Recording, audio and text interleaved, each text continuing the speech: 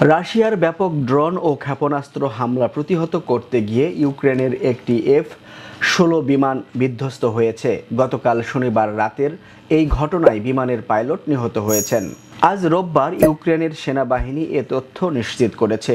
এটি 2022 সালে রাশিয়ার আক্রমণ শুরুর পর ইউক্রেনের হারানো তৃতীয় F-16 যুদ্ধ বিমান। ইউক্রেনের বিমান বাহিনী টেলিগ্রামে জানিয়েছে, পাইলট তার যুদ্ধ বিমানের সমস্ত অস্ত্র ব্যবহার করে রাশিয়ার 7টি বিমান হামলা প্রতিহত করেছিলেন। শেষ লক্ষ্যবস্তুতে আঘাত হানার সময় তার বিমান ক্ষতিগ্রস্ত হয় এবং উচ্চতা হারাতে শুরু করে। পাইলট বিমানটি জনবসতি থেকে দূরে নিয়ে যাওয়ার চেষ্টা করেছিলেন, কিন্তু শেষ মুহূর্তে বিমান থেকে বের হতে পারেননি। ইউক্রেনীয় বিমান বাহিনীর বিবৃতিতে বলা হয়েছে, পাইলট তার সব ধরনের বিমান অস্ত্র ব্যবহার করে 7টি লক্ষ্যবস্তুতে গুলি চালিয়ে ভূপাতিত করেছেন। শেষটি গুলি করার সময় তার বিমানটি ক্ষতিগ্রস্ত হয় ও উচ্চতা হারাতে শুরু করে। ইউক্রেনের সামরিক বাহিনীর তথ্য অনুযায়ী, রাশিয়া রাতভর ইউক্রেনে 477টি ড্রোন ও বিভিন্ন ধরনের 7টি ক্ষেপণাস্ত্র নিক্ষেপ করেছে। এর মধ্যে ইউক্রেনীয় বাহিনী 211টি ড্রোন ও 38টি ক্ষেপণাস্ত্র ধ্বংস করতে সক্ষম হয়েছে। এছাড়া আরও 255টি ড্রোন ও সিমুলেটরের পথ পরিবর্তন করে দিয়েছে। ইউক্রেনীয় বাহিনী দেশের 6টি স্থানে রাশিয়ার ড্রোন ক্ষেপণাস্ত্রের সরাসরি আঘাত হানার তথ্য রেকর্ড করেছে।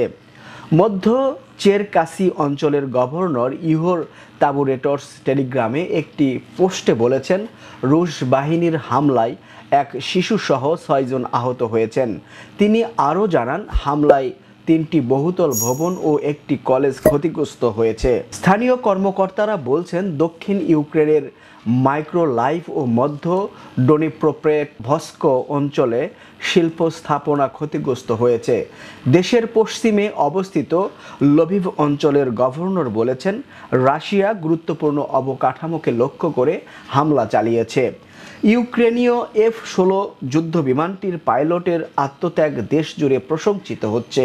প্রতিবেদনে বলা হয়েছে, পাইলট শেষ মুহূর্ত পর্যন্ত বিমানটি জনবসতি থেকে দূরে নিয়ে যাওয়ার চেষ্টা করেছিলেন, যা তার পেশাদারিত্ব ও মানবিক মূল্যবোধের পরিচয় দেয়। এই হামলার আগের সপ্তাহে ইউক্রেন রাশিয়ার 4টি বিমান ঘাঁটিতে ড্রোন হামলা চালিয়েছিল, যেখানে 40টির বেশি রুশ বোমারু বিমান ক্ষতিগ্রস্ত হয়েছিল বলে দাবি করা হয়েছিল। এর জবাবে রাশিয়া বড় আকারের হামলা চালাচ্ছে বলে বিশ্লেষকরা মনে করছেন। ইউক্রেনের প্রেসিডেন্ট ভলোদিমির জেলেনস্কি সাম্প্রতিক এক বিবৃতিতে বলেছেন, এখন ঠিক সেই মুহূর্ত যখন যুক্তরাষ্ট্র, ইউরোপ এবং বিশ্বের সকলেই একসঙ্গে রাশিয়ার উপর চাপ প্রয়োগ করে এই যুদ্ধ বন্ধ করতে পারে। 2022 সালের ফেব্রুয়ারিতে শুরু হওয়া এই যুদ্ধে রাশিয়া ধীরে ধীরে দোনবাস অঞ্চলে অগ্রসর হচ্ছে। তবে ইউক্রেনের সাম্প্রতিক ড্রোন হামলাগুলো দেখিয়েছে যে তারা এখনও প্রতিরোধ ক্ষমতা ধরে রেখেছে। এই সংঘর্ষে এখন পর্যন্ত উভয় পক্ষেরই ব্যাপক ক্ষয়ক্ষতি হয়েছে। ইউক্রেনের হিসেবে শতাধিক নিহত হয়েছে এবং রাশিয়ার ক্ষয়ক্ষতির পরিমাণ অজানা। এই সংঘর্ষে আন্তর্জাতিক সম্প্রদায়ের নিন্দা ও উদ্বেগ প্রকাশ করা হয়েছে। জাতিসংঘ সাধারণ পরিষদ রাশিয়ার হামলার নিন্দা করে একটি প্রস্তাব গৃহীত করেছে এবং সম্পূর্ণভাবে হামলা প্রত্যাহারের দাবি জানিয়েছে।